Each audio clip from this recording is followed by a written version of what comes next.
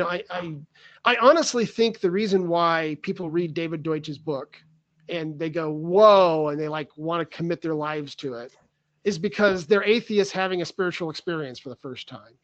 It's they're experiencing exactly what it feels like to be a religious person, and it changes them in the same way I've seen religion change people, right? Um, and I do think there's this element, and I tried to bring this out in the last podcast, this idea of epistemic rationality versus instrumental rationality. I don't know. I mean, like there is such a thing as a best theory. There is such a thing as general relativity.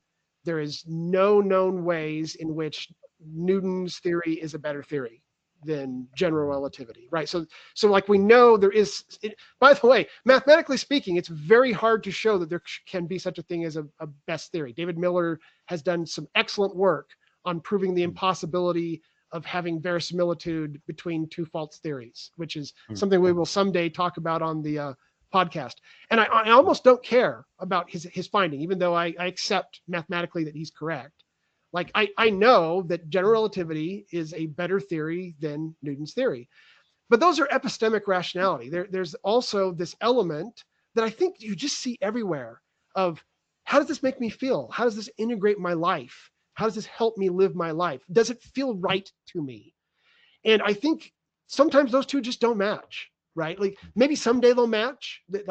I'm not saying they're necessarily in contradiction to each other, but if you really look at why does a person read David Deutsch's book, if they're an atheist and then get so excited, it's because it feels right, right? It's not that they've actually gone out, done the hard work, figured out if this is the best theory or not.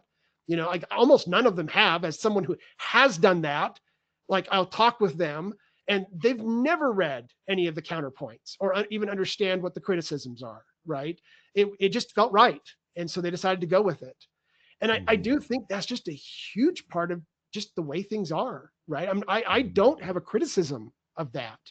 I maybe have a criticism if you do that and then you claim this is an epistemic best theory, then I will criticize you at that point. And I will say, no, that is not true. But as long as you're taking it as a belief and treating it as a belief,